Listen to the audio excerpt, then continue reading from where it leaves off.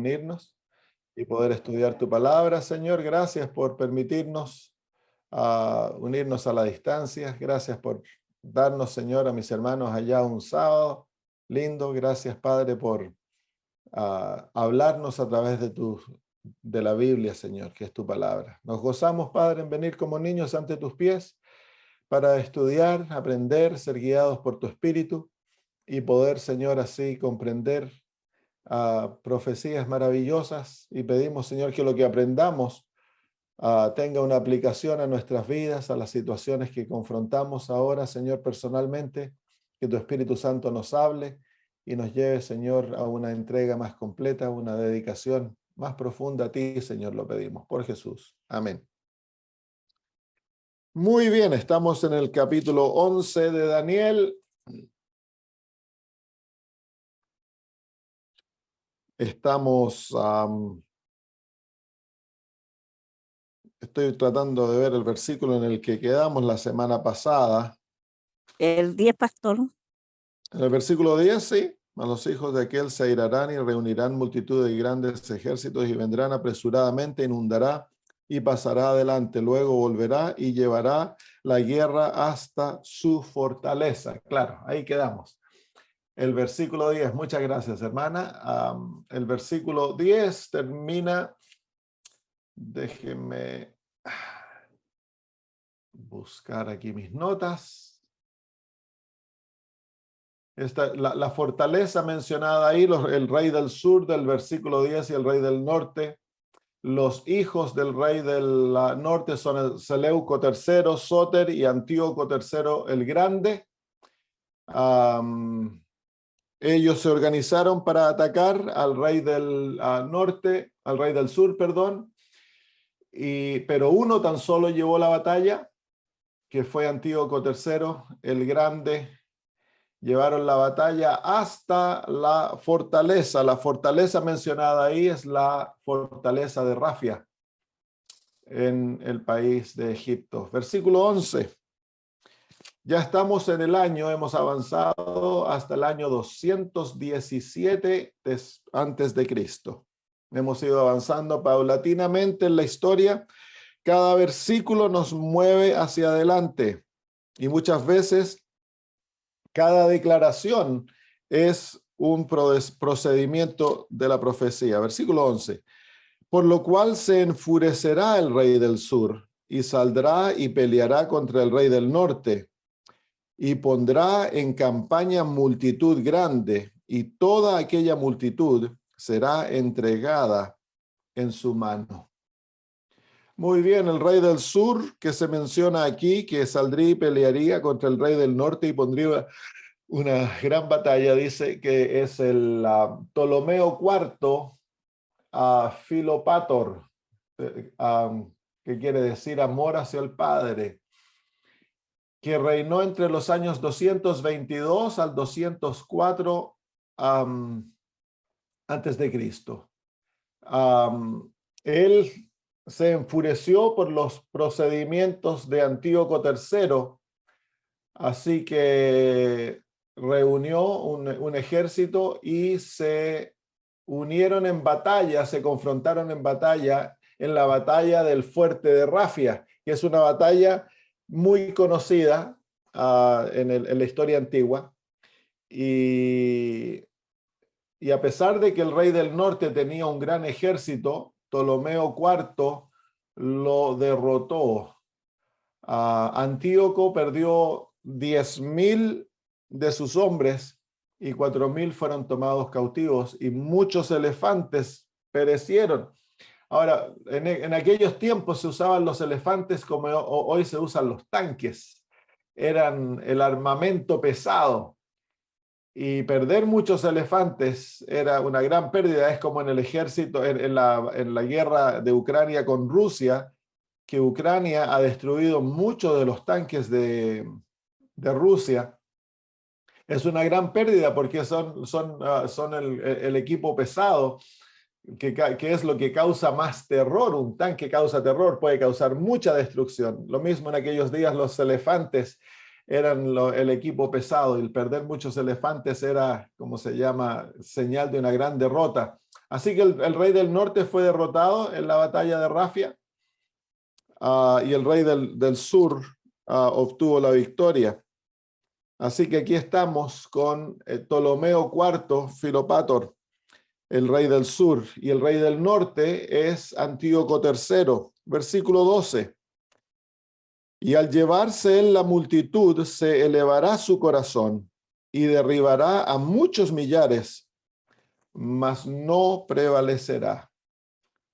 A pesar que Ptolomeo IV obtuvo la victoria y llevó muchos cautivos y mató a millares, su victoria no lo hizo prevalecer contra el rey del norte. Él se contentó de derrotar a Antíoco III, pero no lo terminó. Lo permitió que volviera a sus tierras. Y en lo contrario, le devolvió terrenos que él había tomado, y desde ahí se dedicó Ptolomeo IV a vivir una vida perdida.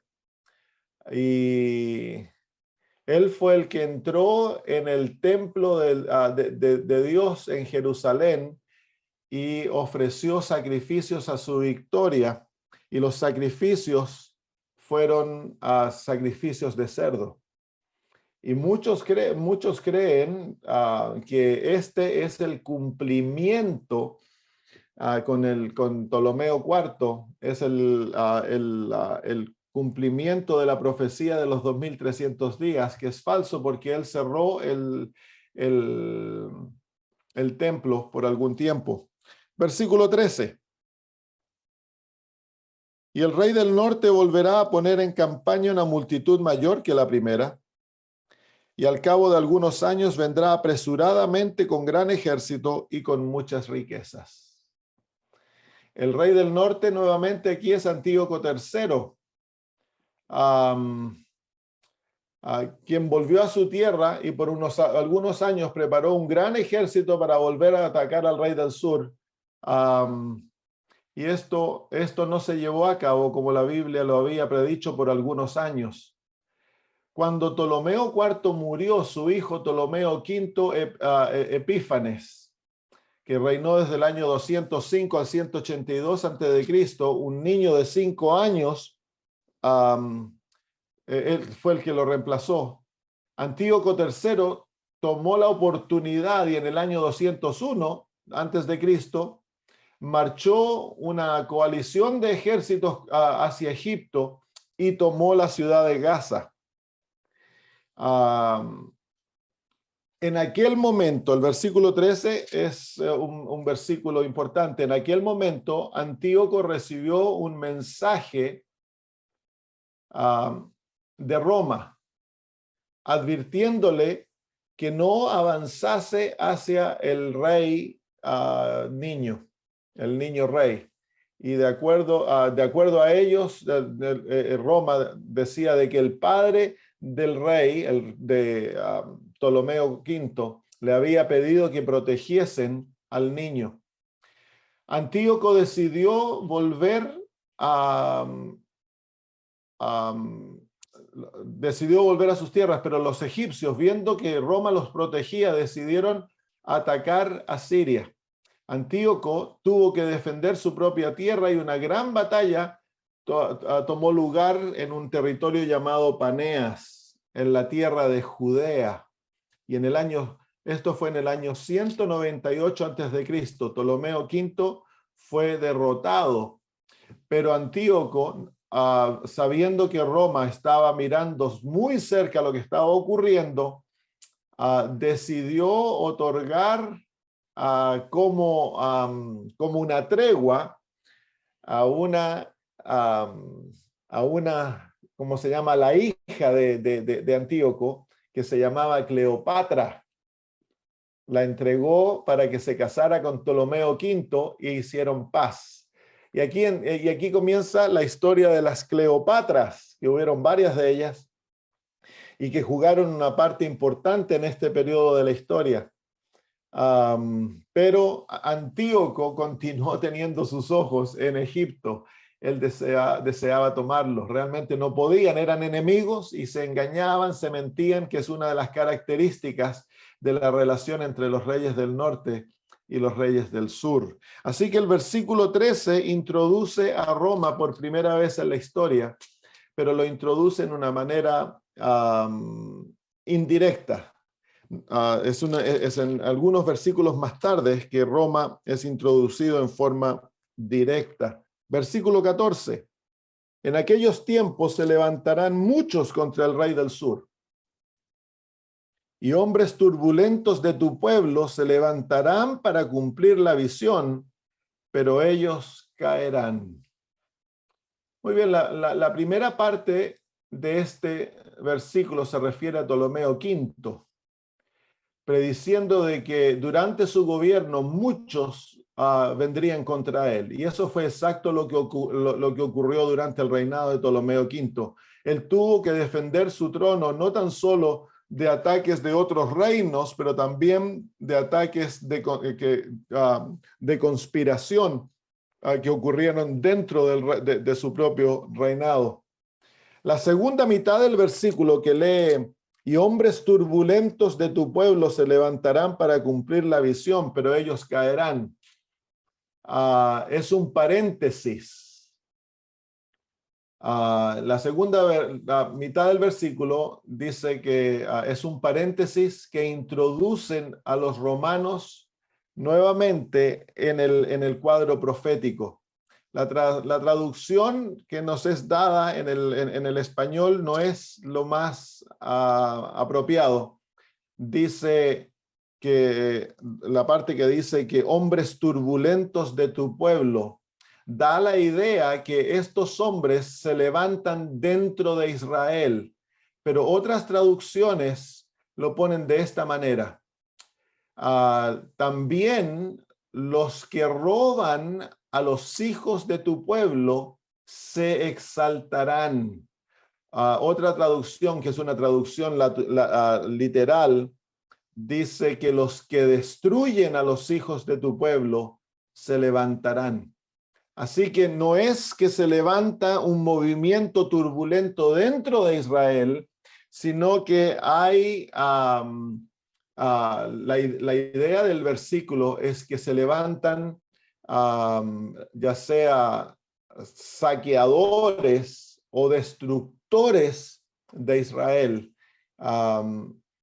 Entonces es ahí donde se introduce nuevamente a los romanos. Y ellos se levantan para cumplir la visión. ¿Cuál es la visión que se cumple? Bueno, es el orden que va marchando la profecía. Comenzamos con Babilonia, nos vamos a Persia, nos vamos a Grecia, y después de Grecia viene a Roma. Y entonces aquí estamos en el tiempo en que Roma se levantará para cumplir la visión. Daniel claramente presenta que después de Grecia se levanta el Imperio Romano. Y este texto llama a los romanos los ladrones o destructores de tu pueblo, los saqueadores o destructores de tu pueblo. ¿Por qué es que el texto introduce a Roma aquí?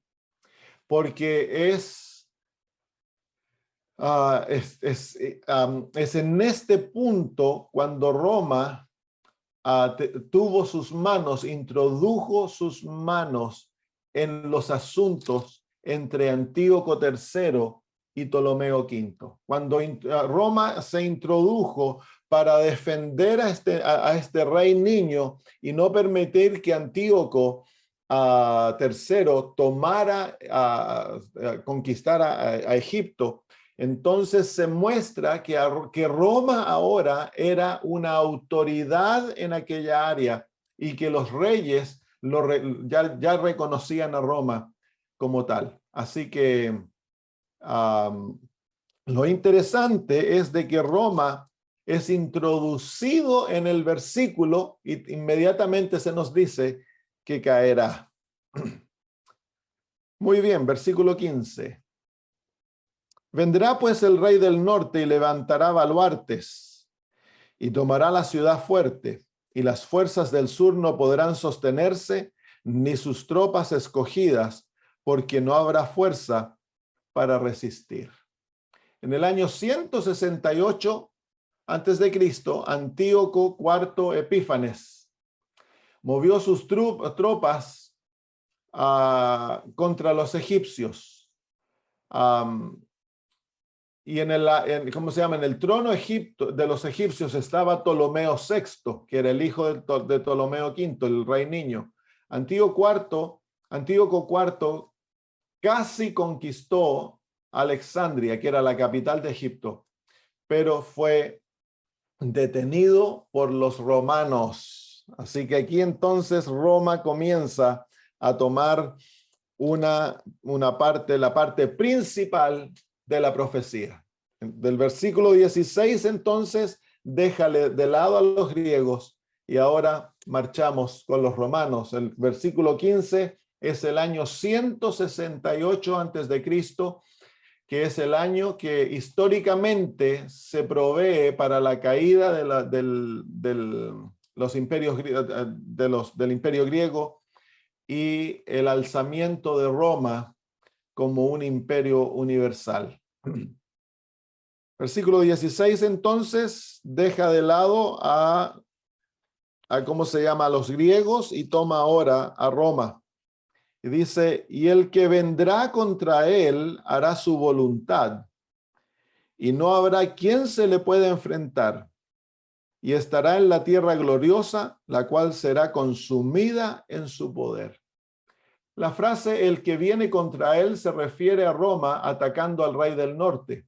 Desde el año 197 a.C., Roma había avanzado en los territorios del rey del norte y había ejercido gran poder contra ellos.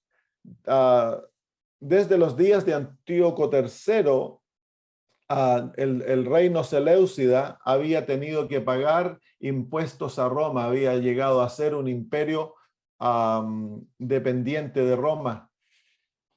La palabra dice, del versículo 16, y el que vendrá contra él hará su voluntad.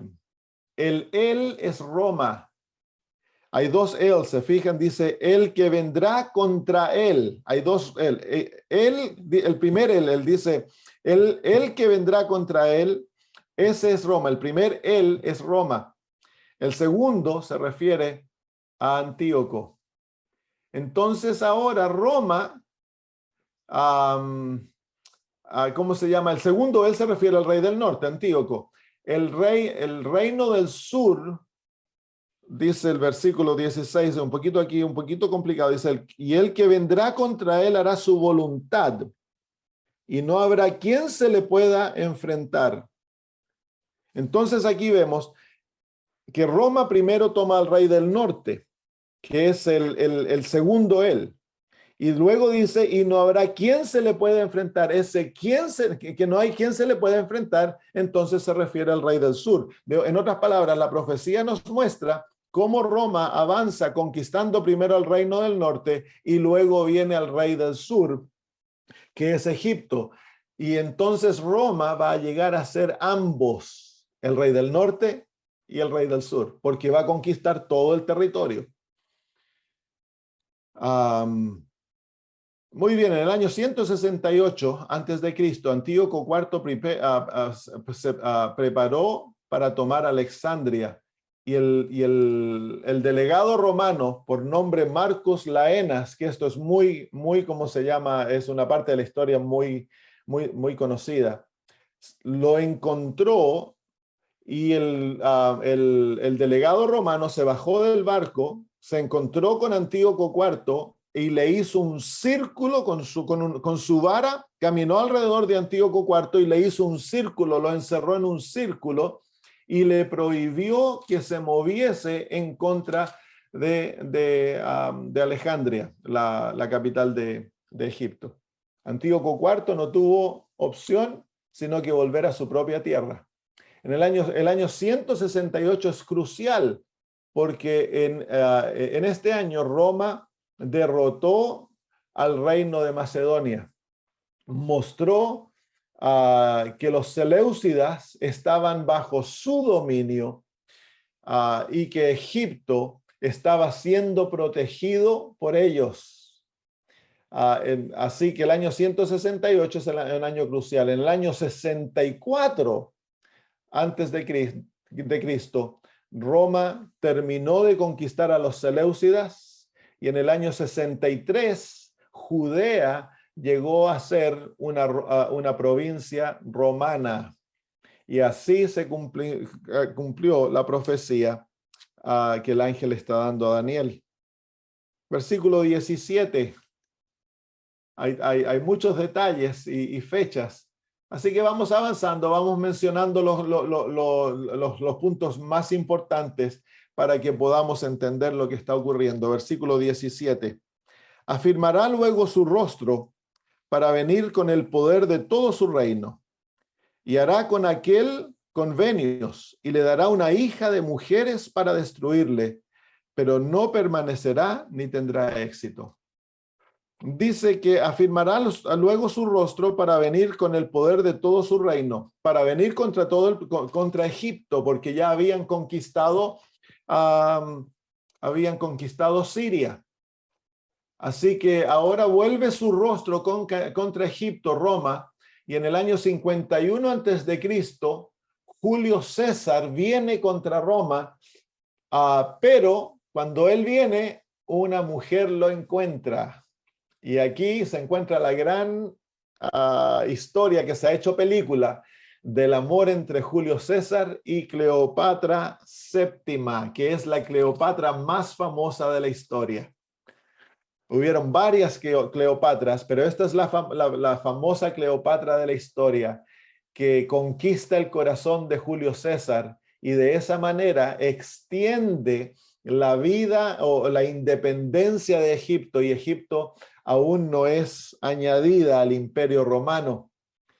A pesar de que esta alianza permitió un tratado de paz y fue asegurado, pero la profecía nos dice que no iba a durar para siempre. El versículo 17 dice, y le dará una hija de mujeres para destruirle, pero no permanecerá ni tendrá ejército. Y es éxito, perdón. Y es exactamente lo que ocurrió. Eventualmente la unión fue deshecha y la guerra continuó. Versículo 18, volverá después su rostro a las costas y tomará muchas, mas un príncipe hará cesar su afrenta y aún hará volver sobre él su oprobio. Este versículo es un versículo difícil de ¿cómo se llama?, de traducir. El significado mejor está dado en una traducción de la Biblia en inglés que se llama la versión revisada.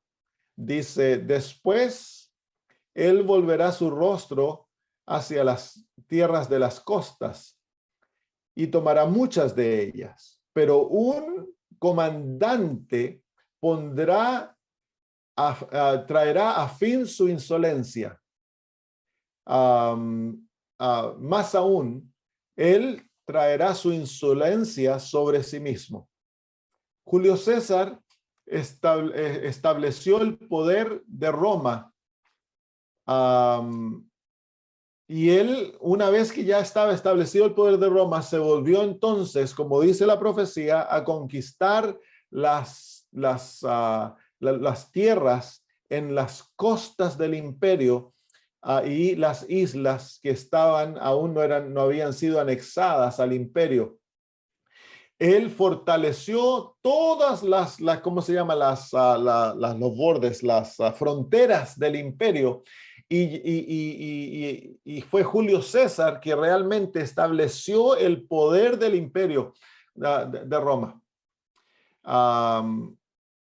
Dice que cuando él volvió a su tierra, Pompeya, donde un general, Pompey, que se lo llamaba, él había formado un triunvirato, que es el reinado de 3 personas.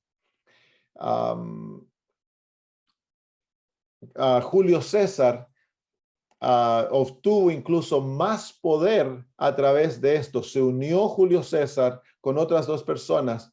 Todavía no se formaba el Imperio Romano. El Imperio Romano se forma en unos versículos más tarde con otro emperador que era muy conocido en la historia, que ya lo vamos a ver. Así que aquí vemos en el versículo 18, nos muestra el establecimiento político del Imperio Romano. Pero aún no llegamos al clímax de ello que ocurre en el versículo 20. Versículo 19 dice: luego volverá su rostro a las fortalezas de su tierra, mas tropezará y caerá y no será hallado. Pompey, déjeme leer un poquito aquí. Cuando Pompey, que es el general que había formado una unión, el triunvirato, en el año 49 ordenó que Julio César dejara su ejército. Julio César atacó su propia tierra, Italia, con 5,000 soldados. El versículo dice: luego volverá su rostro a la fortaleza de su tierra, cumpliendo la profecía. Él peleó contra los ejércitos de Pompey y lo derrotó, y también lo echó de la tierra. Luego de un número de conflictos entre los dos, Pompey escapó a Egipto, donde fue él asesinado.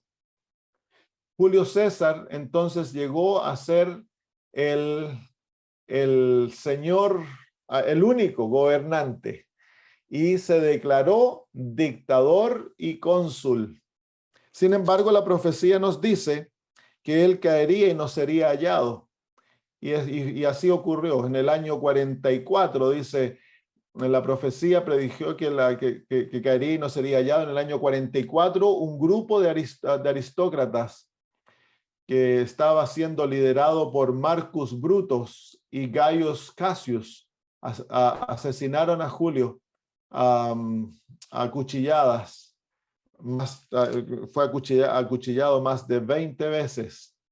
La profecía lo había predicho. Entonces la profecía nos muestra a Julio César, el que establece el Imperio Romano, fortalece las fronteras, lo extiende y nos lleva al punto del establecimiento del imperio. Y luego nos muestra la caída de Julio César. Versículo 20: y se levantará en su lugar uno que hará pasar un cobrador de tributos por la gloria del reino, pero en pocos días será quebrantado, aunque no en ira ni en batalla. Entonces aquí se encuentra el César de la historia de Jesús. Aquí entonces nos encontramos, el versículo 20 nos lleva hasta el año 3 antes de Cristo, con el nacimiento de Jesús. El gobierno de Julio César fue seguido por otro triunvirato, que son el reino de tres, formado por Marco Antonio, Marcus Lepidus y Octavio. Muy pronto, Lepidus fue sacado. Por un tiempo, Marco y Octavio se dividieron el reinado entre ellos, pero en el año 31 antes de Cristo, Octavio derrotó las fuerzas de Antonio y Cleopatra en la batalla de Actium. El próximo año, Egipto fue incorporado como una provincia romana, y en el año 27 antes de Cristo, Octavio llegó a ser el primer emperador romano. De esta manera se estableció el Imperio Romano. Entonces, en el versículo 20, tenemos al imperio de los emperadores romanos, los Césares. Y él tomó el título Augusto, que quiere decir divino, exaltado. Y dice el versículo, la Biblia nos dice, si vamos al ¿cómo se llama? A Lucas 2:1, que fue en sus días que se hizo pasar que todos volvieran a sus tierras. ¿Se acuerdan? Vamos a Lucas capítulos 2 y versículo 1 para ver el cumplimiento del versículo aquí. Dice: aconteció en aquellos días que se promulgó un edicto de parte de Augusto César. Este es el César de Daniel capítulo 11, versículo 20. Dice que todo el mundo fuese empadronado. Este primer censo se hizo siendo Cirenio gobernador de Siria. Entonces aquí viene el censo que se está haciendo con el propósito, como nos dice el versículo 20, para cobrar tributos. Es un censo con el propósito de cobrar tributos. Se cumple la profecía. Pero la profecía nos dice que este César moriría en pocos días y que no moriría ni en ira ni en batalla. Y fue exactamente, Augusto fue uno de los pocos Césares que murió una muerte natural. Como dice, como la Biblia lo había predecido, él murió en el año 14 después de Cristo. En el año 14 después de Cristo. Entonces, con este versículo hemos llegado al punto de la profecía, que la profecía ahora pasa de literal a simbólica. La profecía nos lleva hasta el punto en que Roma es introducida como el imperio romano, el imperio de los Césares. Y ahora, en el versículo 21, va a introducir a la Roma de los papas. Deja de lado a la Roma política y ahora pasa a la Roma de los papas. Así que entre el versículo 20 y el versículo 21 hay más de 500 años, hay un salto en la historia de 500 años. Ya lo vimos que la profecía lo ha hecho antes con el imperio persa, nos introdujo hasta la parte esencial, la parte importante del imperio persa y saltó más de 100 años en la historia y nos trae al imperio griego. Aquí hace la profecía exactamente lo mismo, pero da un salto mucho más grande en la historia. Nos sigue con la historia de la Roma, de la Roma de los Césares. Ahora va a saltar a la Roma de los papas. Así que la profecía se vuelve ahora simbólica. A este punto, la profecía ha sido literal. ¿Por qué? Porque Israel, el punto de referencia es literal. El rey del norte, por lo tanto, es literal. El rey del sur es literal. Cuando Israel se vuelve simbólico, Israel deja de ser el Israel literal que allá se encuentra en Canaán, en un punto geográfico literal, sino que ahora llega a ser un Israel espiritual, podríamos decir así, un Israel simbólico, porque la iglesia de Dios, la iglesia cristiana, toma el lugar de Israel. Israel es rechazado con el cumplimiento de la profecía de las 70 semanas en el año 34, cuando Esteban es apedreado y muerto, el primer mártir cristiano. Entonces Israel es rechazado como el pueblo escogido y ahora Israel es formado por todo aquel que cree en Cristo Jesús. Todo aquel que cree en Cristo llega a ser un descendiente de Abraham y heredero de las promesas, dice el apóstol Pablo. Y ese punto se encuentra entre los versículos 20 al 21, la muerte de Cristo y luego el apedreamiento de Esteban traen el fin de la nación de Israel como la nación escogida.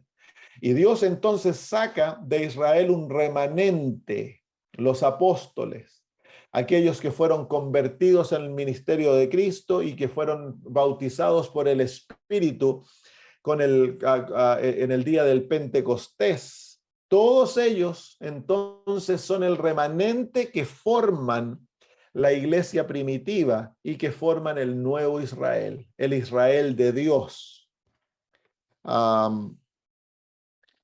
Es importante, si no reconocemos ese punto de la profecía y seguimos interpretando entonces la profecía en forma literal, vamos a llegar a conclusiones erróneas y vamos entonces a seguir buscando a los enemigos del pueblo de Dios como siendo al norte de Israel y al sur de Israel, y Israel siendo el pueblo de Dios, o Israel siendo el punto geográfico, el Israel carnal, el Israel literal. Pero la profecía aquí hace ese cambio, que es un cambio esencial, es un cambio que debemos de entender, porque si seguimos la trayectoria del bosquejo profético en, en, en los previos capítulos, capítulo 2, capítulo 7, que nos muestran el bosquejo forma clara, la nación o el reino que se levanta luego de Roma es el papado, y se levanta en Europa, en la Roma dividida. Muy bien, vamos al versículo 21. Denme un poquito de tiempo para abrir la... Voy a buscar la próxima sección de notas.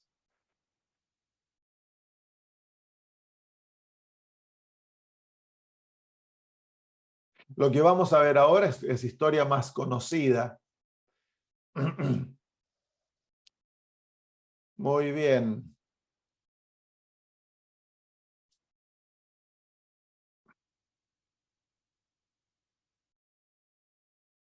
Como lo dijimos la semana pasada, entre los versículos 21 al versículo 40, la historia del papado es presentada de dos perspectivas, es repetida dos veces. Desde la perspectiva política, los versículos 21 al versículo 29, y luego la perspectiva religiosa de los versículos 30 al versículo 40. En esta sección llegamos al tiempo del fin dos veces. Versículo 29 dice, al tiempo señalado, ese es el tiempo del fin, el cumplimiento de los 1260 años, el año 1798. Y en el versículo 40, al cabo del tiempo o al tiempo del fin. Ese es nuevamente en el versículo 40 llegamos al año 1798.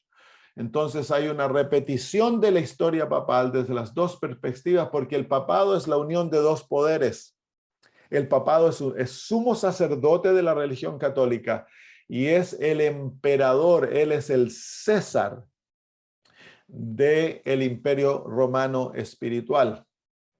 Entonces es cabeza religiosa y cabeza política. La iglesia religiosa, la iglesia católica es el brazo religioso del papado, pero también el papado tiene un brazo político. Es por eso que es una nación. El Vaticano es una nación. Tiene, como se llama, representantes en todo el mundo.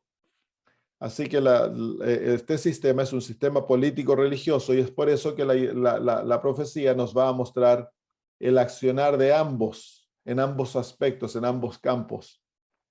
Muy bien, vamos entonces a leer el versículo 21. En el versículo 21 estamos entonces más de 400 años en el futuro desde el versículo 20.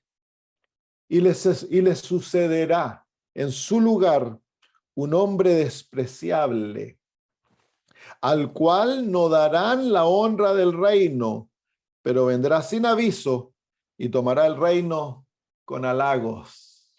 ¿Quién es este hombre despreciable? Es el Papa. La historia del papado comienza 200 años antes del año 538. El año 538, cuando comienzan los 1260 años, es el momento en que se le otorga al obispo de Roma la ciudad de Roma como el asiento de su poder. En el año 533, Justiniano había venido para derrotar a los ostrogodos que estaban en la ciudad de Roma. Y Justiniano en el año 533, declaró al papado como la cabeza política y la cabeza religiosa del imperio del Oriente. Roma se había dividido en dos a mediados del siglo IV o del siglo V, y movieron la capital de Roma a Constantinopla. El emperador se fue de Roma y quedó un vacío de poder en la Roma oriental, o la Roma occidental, perdón. Y entonces el obispo de Roma, que había estado ya por casi 100 años obteniendo el poder de la iglesia y había llegado a ser la cabeza de la iglesia, comenzó entonces a buscar el poder político y lo recibió entonces en el año 538. Y ahí es por eso que se toma el año 538 como el comienzo de los 1260 años. Pero la historia del papado comienza 200 años antes, cuando Constantino el Grande dice haberse convertido por un sueño que tuvo en una batalla que iba a tener contra otro que decía ser el César. También se estaban peleando entre dos.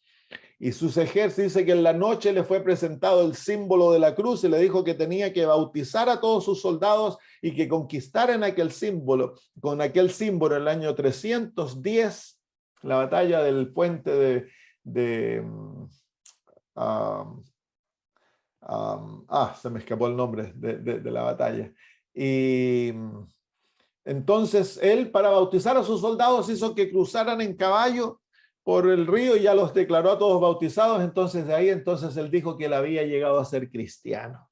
En el año 313 él declaró al cristianismo como la religión del imperio. Y hasta ese momento la religión que había sido perseguida y odiada y el imperio romano había tratado de aniquilar, llegó a ser la religión popular. Entonces ahora, para poder ser, ¿cómo se llama? Tener un empleo en el gobierno, tenías que ser cristiano. Así que los paganos corrieron a bautizarse, todos bautizándose. Los templos le fueron otorgados a los cristianos y el cristianismo en Roma se comenzó a corromper rápidamente. 10, 20 años después, todos los ¿cómo se llama? Los pastores de las iglesias que antes habían sido perseguidos, llegaron luego de haber sido desterrados, llegaron sin ojos, sin brazos, sin manos. 20 años después eran figuras populares, ocupaban posiciones de gobierno, eran sostenidos por salarios gubernamentales, y se corrompió el pastorado. Y comenzaron ahora a soñar. El obispo de Roma, que era el pastor de la iglesia de Roma, el pastor jefe de la iglesia de Roma, comenzó entonces a él a buscar el llegar a ser la cabeza de las iglesias en todo el imperio. Tomó más o menos 100 años y eventualmente lo obtuvo. Hubieron muchos que no lo aceptaron, pero obtuvo por las cosas más oscuras, obtuvo esa posición, llegó a ser la cabeza de las iglesias y, como dije, luego comenzó a soñar con el poder político y lo obtuvo 100 años más tarde. Ese es el nacimiento del papado. El papado, para ser el papa tiene que tener los dos poderes, el poder religioso como el poder político. Y en el año 538 se le es otorgado Roma como su legado. Y ahí comienza entonces el gobierno del papado sobre Europa, porque es la cabeza de las iglesias como la cabeza imperial. Ejerce tanto poder político como poder religioso. Roma les es otorgado en el año 538 y Roma le es sacado en el año 1798. En otras palabras, comienzan los 1260 años cuando recibe el asiento político y terminan los 1260 años cuando él pierde su poder político. Es por eso que la sección que vamos a estudiar se concentra en aquel periodo de 1260 años, porque es el periodo cuando el papado existe, tanto en forma religiosa como en forma política. Y la profecía mira a ambos. Muy bien. Y le sucederá en su lugar un hombre despreciable. ¿Qué título le otorga la profecía al Papa? un hombre despreciable. A ninguno de los otros gobernadores la profecía ha hablado de esta manera, pero esta es la manera que se refiere al Papa. Y los títulos otorgados al papado en profecía no son muy halagadores. Si venimos al capítulo 11, el versículo 31, dice: y se levantará de su parte tropas que profanarán el santuario y la fortaleza, y quitarán el continuo sacrificio, y pondrán la abominación desoladora. Ese es el título que Cristo usa para referirse al papado en los últimos tiempos. La abominación desoladora, que es el sistema católico. La palabra abominación se refiere a un sistema que viola la verdad, que tergiversa la palabra de Dios, que introduce idolatría y destruye el plan original. Abominación, que asienta a un hombre como Dios y crea un sistema de adoración en el cual al hombre se lo adora. Y la palabra desoladora se refiere que este sistema es un sistema de persecución que destruye al pueblo de Dios. En el libro de Segunda de Tesalonicenses, el apóstol Pablo usa títulos bien crudos para referirse al papado. Segunda de Tesalonicenses,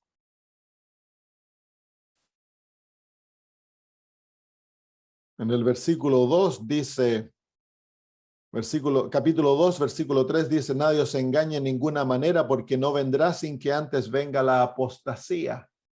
Ese es un título refiriéndose al catolicismo, especialmente al papado. Y se manifieste el hombre de pecado. Ahí se encuentra el papado. El hijo de perdición. Los títulos.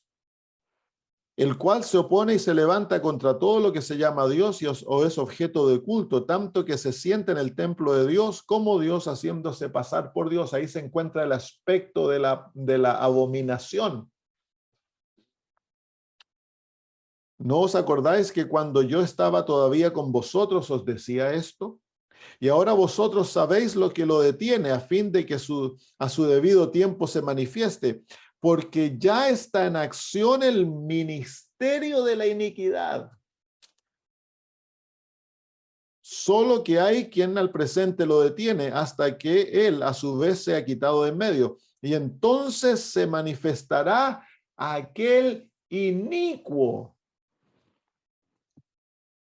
a quien el Señor matará con el espíritu de su boca y destruirá con el resplandor de su venida. Inicuo, cuyo advenimiento es por obra de Satanás, con gran poder y señales y prodigios mentirosos.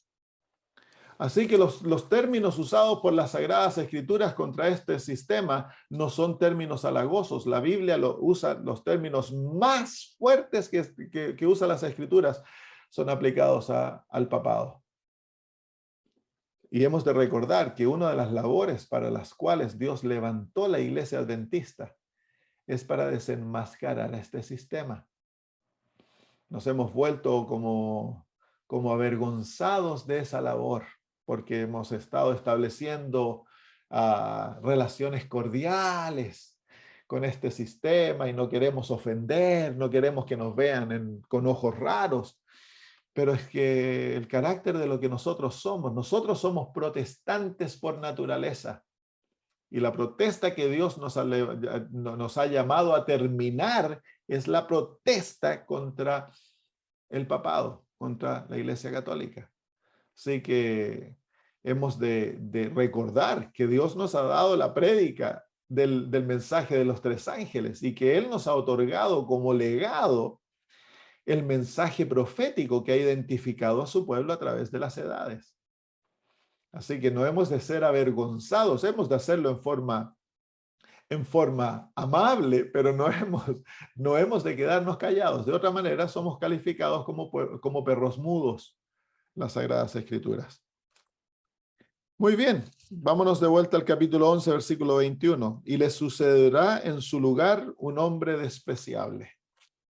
Se lo identifica como un hombre despreciable, pero este es el sistema papal. el cual no darán la honra del reino. ¿Por qué? Porque él no era el papa, era el pastor de la iglesia de Roma. Él no tenía nada que ver con reino. Jesús había enseñado claramente que lo político y lo religioso debían mantenerse aparte. En otras palabras, los pastores no debían estar envueltos en cosas políticas. A ellos se les había mandado a ser los cuidadores del rebaño. No debían buscar poder políticos. Por eso que dice ahí de que a él no se le daría la honra del reino. A él no era el que le correspondía el reino. Él buscó el reino por maquinaciones y engaños, halagos, eventualmente lo obtuvo. Y luego dice, pero vendrá sin aviso y tomará el reino con halagos. Ahí se nos muestra claramente la estratagema papal para subir al reino y llegar al gobierno.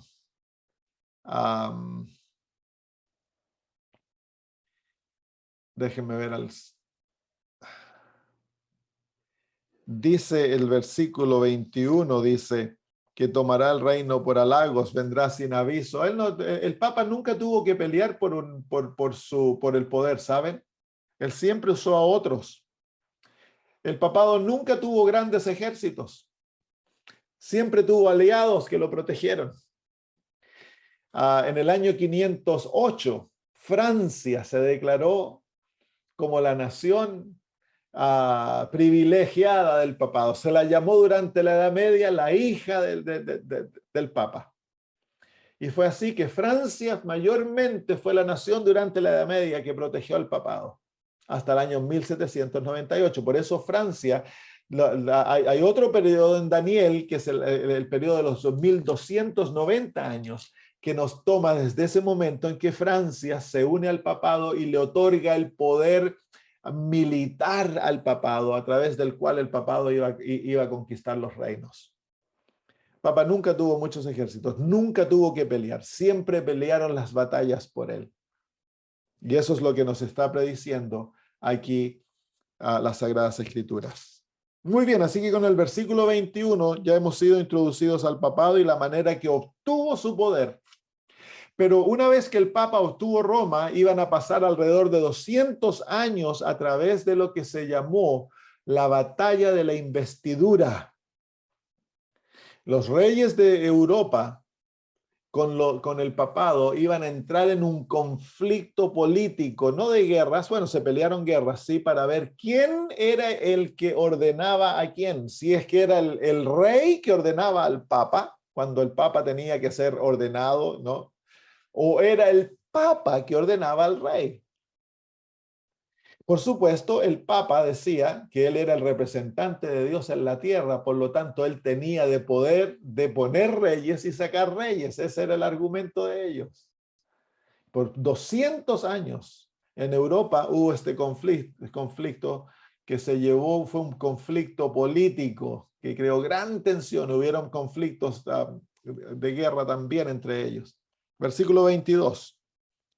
Las fuerzas enemigas serán barridas delante de él como inundación de aguas. Serán de todo destruidos junto con el príncipe del pacto. Daniel 8, 24 al 25 usa un lenguaje bien similar a este lenguaje. Vamos a Daniel 8, 24 al 25. Dice, y su poder se fortalecerá, mas no con fuerza propia, y causará grandes ruinas, y prosperará, y hará arbitrariamente, y destruirá a los fuertes y al pueblo de los santos. Con su sagacidad hará prosperar el engaño en su mano, y en su corazón se engrandecerá, y sin aviso destruirá a muchos, y se levantará contra el príncipe de los príncipes, pero será quebrantado, aunque no por mano humana.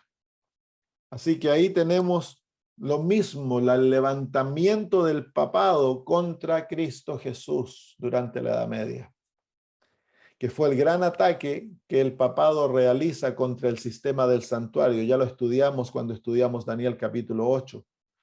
La falsificación del plan de la redención, la creación de un sistema sacerdotal en la tierra, de un sistema de intercesión por seres humanos, donde el lugar de Cristo es tomado por el Papa y el lugar de la iglesia es tomado por los sacerdotes, y se hace al ser humano dependiente de un sistema humano para la salvación de ellos, para nuestra salvación. Entonces el versículo 22 nos muestra cómo el Papa va a destruir muchas naciones, y lo hicieron así. Muchas naciones durante la Edad Media fueron destruidas por el Papa, naciones casi completas que fueron aniquiladas por la influencia papal, porque no como se llama, no compartían la manera de ver las cosas. 3 naciones, dice, ¿se acuerdan en Daniel capítulo 7, los 3 cuernos que fueron desarraigados de raíz? Los érulos, los ostrogodos y los visigodos, que eran naciones cristianas, pero que se oponían a la noción de un hombre gobernando todas las iglesias. Y por lo tanto, el Papa llevó los ejércitos romanos para que fuesen destruidos, y fueron destruidos, totalmente aniquilados estas naciones, 3 naciones de ellos. Pero en la historia del papado, muchas otras naciones fueron totalmente destruidas, no tan solo en Europa, sino que en muchos otros países.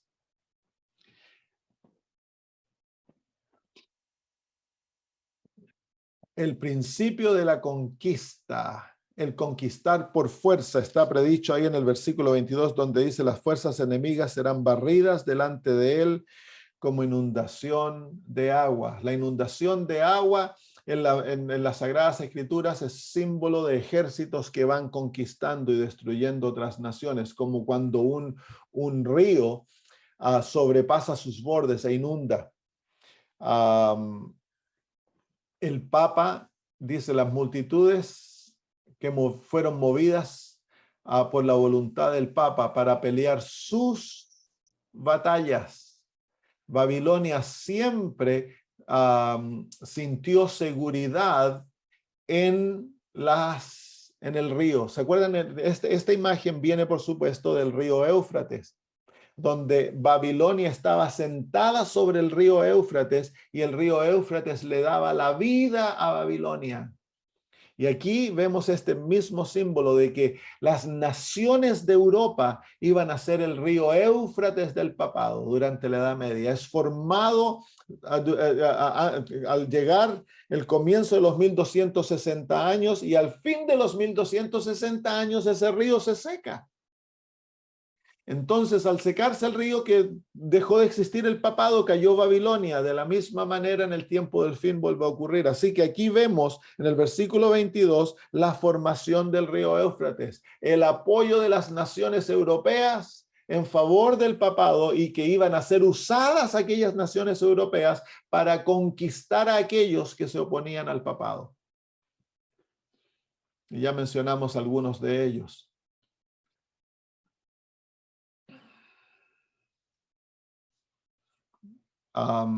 Vamos al capítulo 12 del versículo 15 de Apocalipsis. Apocalipsis 12:15 usa el mismo símbolo de un río que se desborda, un río que está en inundación. Dice, capítulo 12 de Apocalipsis, versículo 15, dice: y la serpiente arrojó de su boca tras la mujer agua como un río, para que fuese arrastrada por el río. Entonces ahí vemos entonces el mismo simbolismo, el río que se desborda, el río que inunda con el propósito de destruir a los que se oponen. Y en el caso de Apocalipsis 12 es la mujer, la iglesia de Cristo. Durante la Edad Media, el papado usa a las naciones de Europa, que son naciones católicas. Es el río Éufrates, las naciones que dan el poder a la iglesia católica, al papado, las usa para destruir al pueblo de Dios. Entonces, las naciones que fueron destruidas grandemente, los albigenses fueron totalmente destruidos, los hugonotes, los valdenses casi fueron totalmente destruidos.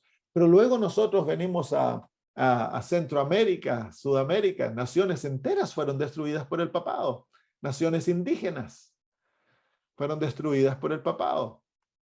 Usó el mismo sistema. Aquellos que se oponían y no se sometían a su filosofía, no aceptaban su religión, delante de él como inundación de aguas, serán del todo destruidos junto con el príncipe del pacto. Entonces ahí se nos muestra una de las características del ataque, que es contra el príncipe del pacto.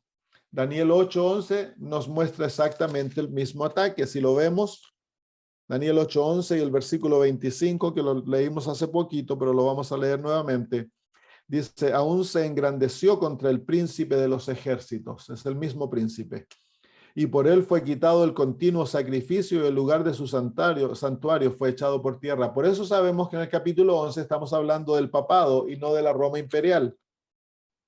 Daniel versículo 25 del capítulo 8. Dice, con su sagacidad hará prosperar el engaño en su mano y en su corazón se engrandecerá y sin aviso destruirá a muchos y se levantará contra el príncipe de los príncipes, pero será quebrantado aunque no por mano humana. Es por eso que el papado se llama el anticristo, porque él toma el lugar, se levanta en lugar de Cristo. Toma su lugar y lo reemplaza en la tierra.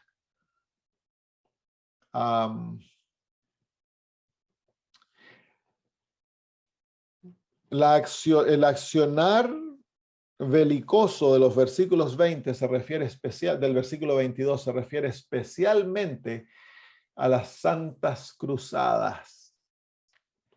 Las cruzadas, hubieron algunas cruzadas que fueron usadas contra los musulmanes para retomar Jerusalén y la Tierra Santa que le llamaban.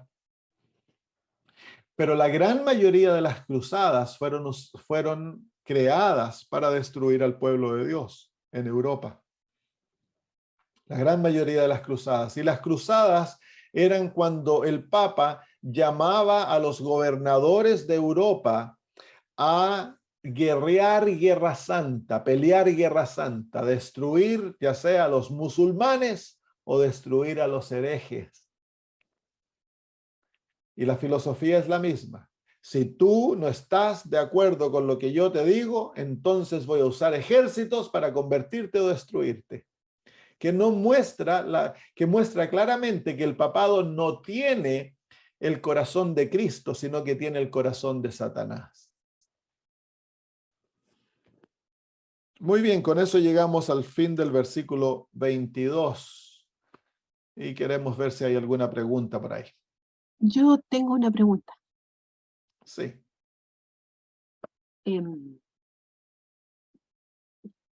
A ver si me puedo explicar. Yo entiendo que...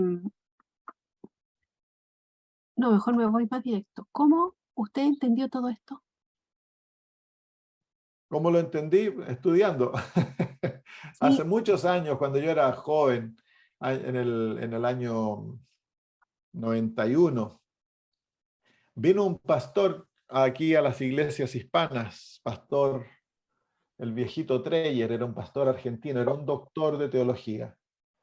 Un hombre, él fue una de las marcas de mi vida. Ajá. Y él nos introdujo al estudio de Daniel 11. ¿Cómo era su nombre? Treyer. Hay dos Treyer, no es el que está ahora, él ya me parece que ya murió. Humberto. ¿Cómo? Humberto Treyer, claro, pastor Humberto Treyer. Un hombre maravilloso, humilde, tenía una mente de elefante.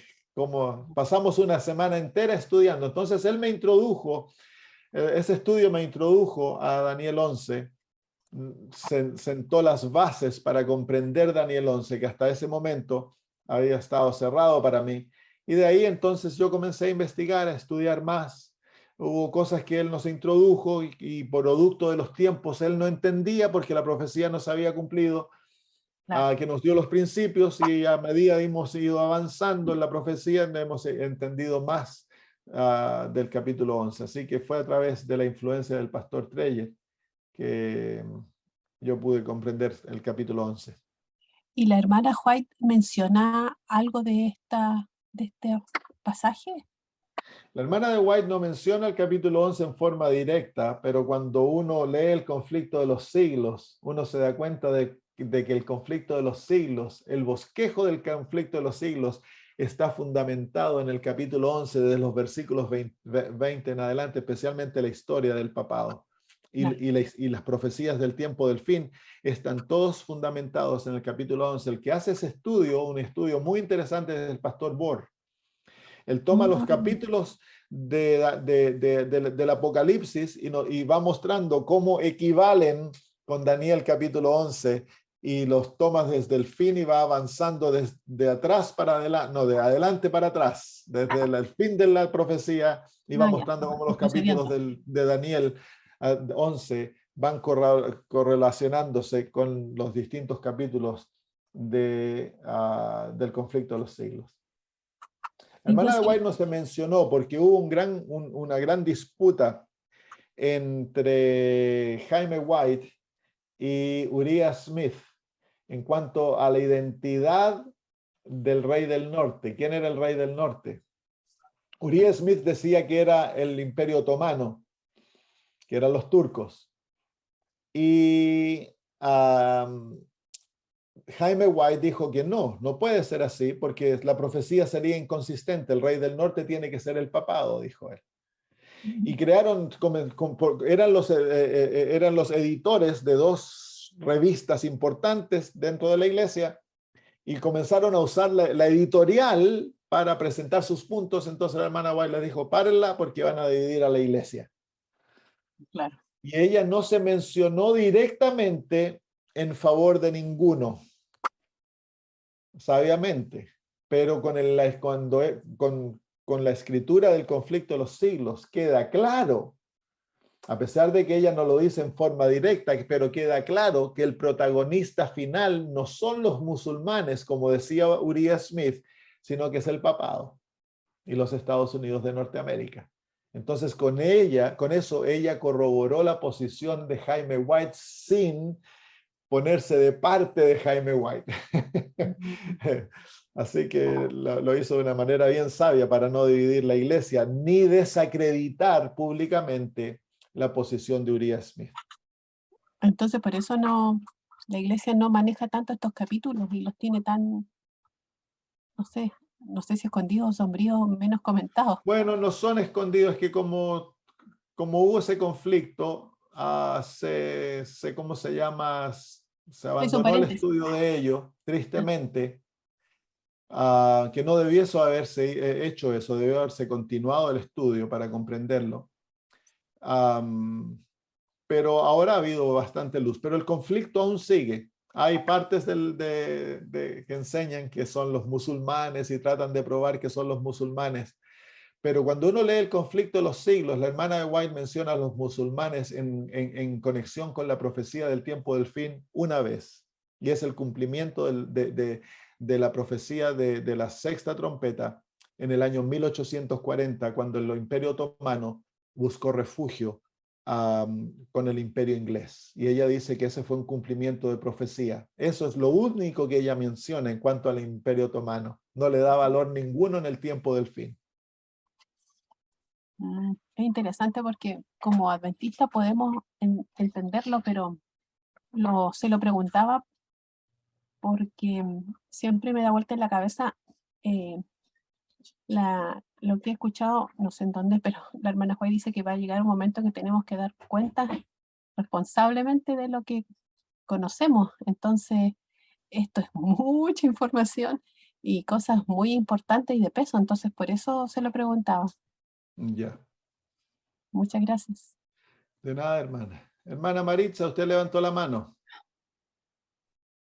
Amén, pastor, amén. Bendiciones, gracias. Bueno, solamente iba a decir que, al menos por mi parte, me impactó que, claro, yo tenía al menos en mente que una cosa era Roma, como al final se armó eso, que hay algunos estados que son, como dijo usted, políticos y religiosos. O sea, hay estados que son así, no todos, pero aún todavía quedan. Entonces, claro, cuando uno veía que Roma era distinto de toda la parte musulmana, claro, ahí se puede eh, pensar, interpretar que efectivamente los otros quedan fuera y nos quedamos solo con Roma. Pero cuando uno va buscando, buscando, como dice usted, uno sigue investigando y llega, esto también lo corrobora el pastor Walter White, que Roma es la que creó la religión musulmana. Entonces ahí, entonces uno descubre como toda la otra pelea, digamos, de la parte oriental, porque en algún momento habían dos papas, en algún momento, bueno, con quien nos quedamos, con el papa de ese nombre, Constantinopla, o con el papa de Roma, y ahí estaba también entre ellos, bueno, hay mucha historia ahí para el otro lado ahora, no tanto para la parte occidental, sino que para la parte oriental. Y es muy interesante porque si uno va siguiendo la línea bíblica, desde el principio hasta el final, el enemigo del pueblo de Dios se tornó de los hijos de Israel, de Jacob, se tornó, o sea, fue Esaú. Y Esaú, que después se llamó Edom, y Edom termina siendo Roma. Entonces, al final, no Bueno, está no, tan, no, no, no está hermana. tan como para separarlo. Los edomitas fueron el pueblo que eventualmente llegaron a ser los árabes, junto con varias otras tribus de aquella región. Entonces de ellos vinieron los musulmanes, Claro, el bueno, por pueblo eso musulmán. claro, por Ah, eso le decía yo que hay como bastante, o bueno, como bien decía usted al principio en la oración, gracias al Señor que podemos seguir estudiando y buscando, porque claro, o sea, enemigos físicos, pero ahora espirituales, en ese sentido se entiende espiritual, siempre ha sido Ismael y Esaú, o Edom. Entonces ahí hay dos tipos de pueblos, de religiones que se arman, bueno, pero es como para seguir viendo la línea, pero de todas maneras pienso que ahí, en esa discusión que tenían, lo que cuenta ahora, del hermano White y el hermano Smith, seguramente había más que buscarle, pero es que claro, en ese tiempo a lo mejor no habían tantos medios o es hay más que cosas. ¿Mm? en la profecía, los musulmanes entran en la profecía de la quinta y la sexta trompeta, pero la profecía en el libro de Apocalipsis y cuando estudiamos Daniel, Apocalipsis y el conflicto de los siglos, la hermana de White, ni la Biblia le da valor profético al pueblo musulmán en los tiempos del fin. Ellos cumplieron una labor profética durante la quinta y la sexta trompeta, pero ya no hay, después de la sexta trompeta ya no cumplen función. La última aparición del pueblo musulmán es cuando en el año 1840 el imperio otomano cae y se somete al imperio británico. El tratar de aplicar el símbolo del rey del norte a los musulmanes en el tiempo del fin, después del versículo 40, es destruir el flujo de la profecía que nos muestra que los enemigos del pueblo de Dios, las últimas horas de la historia, se encuentran en el protestantismo, el catolicismo y las religiones paganas. Y que toda religión, todo otro movimiento va a estar bajo la cabeza del papado. Pero no que los musulmanes o que Turquía va a cumplir ¿cómo se llama? Un papel importantísimo y que es el rey del norte y que cumple la función otorgada al papado en los versículos 40 en adelante. Eso no se encuentra ni en la Biblia ni en el espíritu de profecía. Uriah Smith se equivocó en interpretar la profecía de esa manera y el espíritu de profecía no lo apoya. Y debemos comprender de que nuestros pioneros eran hombres como nosotros y se equivocaron en interpretaciones y maneras de entender. Sí, nosotros no seguimos las interpretaciones de nuestros pioneros, nosotros seguimos lo que la Biblia y el espíritu de profecía nos enseñan. Porque en esto se encuentra otro error que se ha introducido dentro de la Iglesia Adventista, que es el antitrinitarianismo. Y el antitrinitarianismo adventista tiene la mentalidad que dice, bueno, nuestros pioneros tenían esta posición, por lo tanto ellos tenían la verdad, por lo tanto nosotros hemos de seguir este camino. Pero eso es falso, nosotros no seguimos lo que los pioneros enseñan. Nosotros seguimos lo que la Biblia y el espíritu de profecía enseña. Y cuando los pioneros estaban de acuerdo a aquello, entonces nosotros seguimos lo que los pioneros enseñan. Por ejemplo, antes de 1888, la iglesia era extremadamente legalista. Y Dios trajo el mensaje de 1888, que era la justificación por la fe, para corregir aquel énfasis, que era el énfasis en la ley.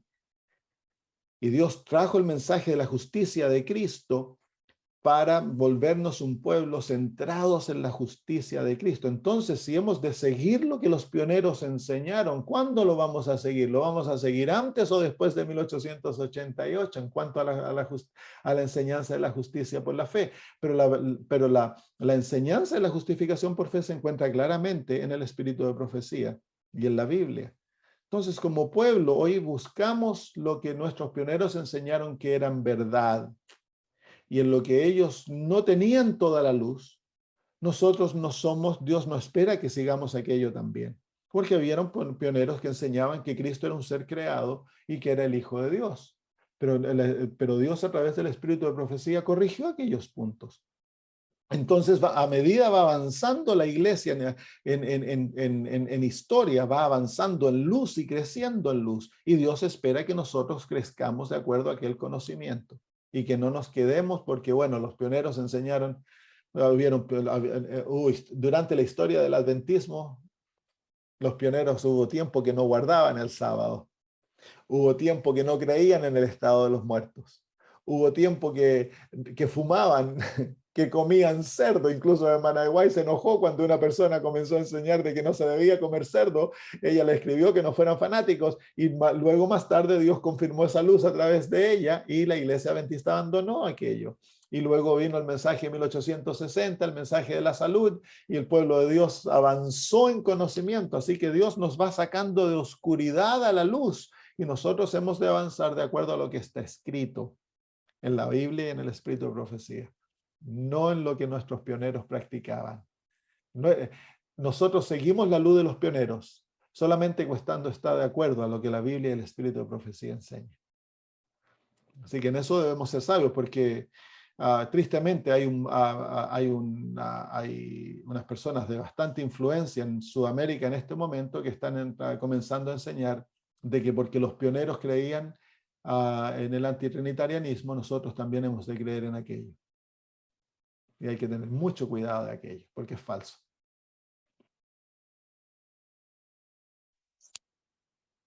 Muy bien, Gracias. ¿hay alguna otra pregunta por ahí, hermanos?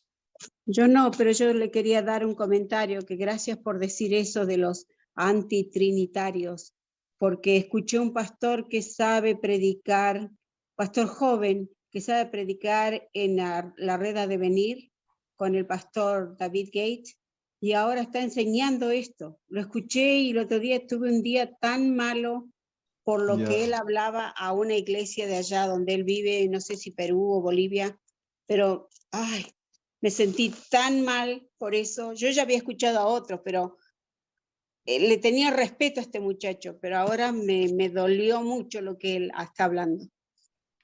Debemos recordarnos que todo viento de doctrinas va a soplar sobre la iglesia, y lo estamos viendo con nuestros propios ojos. Sí, Yo escuché un mensaje de David Gates donde él insinúa esto, y si lo está permitiendo en su red, entonces es porque está marchando en esa dirección. Grandes luces van a dejar de brillar, van a caer. Y esta es una de las doctrinas en las cuales Satanás está atacando a la iglesia. Así que hay que aferrarse a lo que la Biblia y el espíritu de profecía enseña, y no hay que abandonar ello. Porque nuestros pioneros, ellos crecieron en la luz, crecieron sí, en luz. Y a medida Dios les fue revelando la luz, la aceptaron. El aceptar el antitrinitarianismo es irnos de vuelta al tiempo en el cual teníamos oscuridad en cuanto a aquello. No lo entendíamos. Yo escuché el testimonio de un teólogo adventista muy famoso en los 1840, 1850, Andreasen. Y él contaba de que cuando él era un muchacho, él conoció a la hermana White en persona. Cuando se publicó el libro El deseado de toda la gente, dice que fue como una bomba en la iglesia, porque por primera vez del espíritu de profecía, declaraciones claras vinieron de que Cristo era Dios, que tenía vida en sí mismo, de que había existido por las edades. Y dice que esto fue como una bomba dentro de los círculos teológicos de la iglesia. Entonces él dijo, no creo yo que hermana Elena de White escribió estas cosas. Imagínense la manera de pensar. Así que él se fue a ver a Elena de White en donde ella vivía, y pasó 3 meses con ella. Y él le preguntó, hermana de White, ¿usted escribió estas cosas? Entonces ella no le contestó, le dijo, anda y lee los manuscritos. Y dice que él pasó 3 veces y que era un lector muy ávido. Y dice que leyó todo lo que Elena de White alguna vez haya escrito. 3 meses pasó con ella. Imagínense el privilegio de sentarse a hablar con el profeta y hacerle preguntas. Y la profeta dice que al final de su tiempo con Elena de White, él llegó antitrinitario y salió trinitario de su entrevista con Elena de White por 3 meses. Entonces ahí se ve claramente que Dios usa el espíritu de profecía para mover a la iglesia de una posición a otra. Y esa fue la labor de Elena de White. Cuando estábamos en error, Dios mostraba a través de Elena de White nuestros errores y nos guiaba de vuelta a las Sagradas Escrituras para que comprendiésemos la Biblia y fuésemos guiados por las verdades de la palabra de Dios. Si volvemos a esas cosas, porque los pioneros la enseñaron, estamos en error. Ya. Muy bien, oremos, hermanos, y vamos a terminar. Padre maravilloso, gracias por los momentos gratos que pasamos y por la honestidad de poder hablar cosas, Señor, abiertamente, que es necesario discutirlas, que están ocurriendo dentro de tu pueblo, y que muy seguido no podemos hablar estas cosas en las iglesias, no nos dejan, Señor, hablar o hacer preguntas, y aquí podemos discutirlas, Señor, presentar perspectivas bíblicas. Quiero pedir, Señor, que nos guíe. Estamos viviendo en horas terribles, se levanta una gran tormenta contra tu pueblo, y queremos pedir, Señor, que nos pongas tu espíritu, nos llenes de tu espíritu, nos hagas fieles, Señor, a lo que está escrito en tu palabra, en la Biblia, en el espíritu de profecía. Que nos hagas amantes como Jesús, que nos hagas ser como Él, Señor, en todas las cosas, fieles hasta la muerte, Padre. Y pedimos por tu pueblo, por tus dirigentes alrededor del mundo, Señor. Hay tantas presiones que están, Señor, atacando tu pueblo. Tanto, Señor, que el enemigo, Señor, se ha ensañado contra tu iglesia para destruirla. Pero sabemos que tú la defenderás y que eventualmente, Señor, el remanente será victorioso. Gracias, Padre. Bendícenos ahora al separarnos, Señor, que tu paz descanse sobre nosotros. Lo pedimos por Jesús. Amén.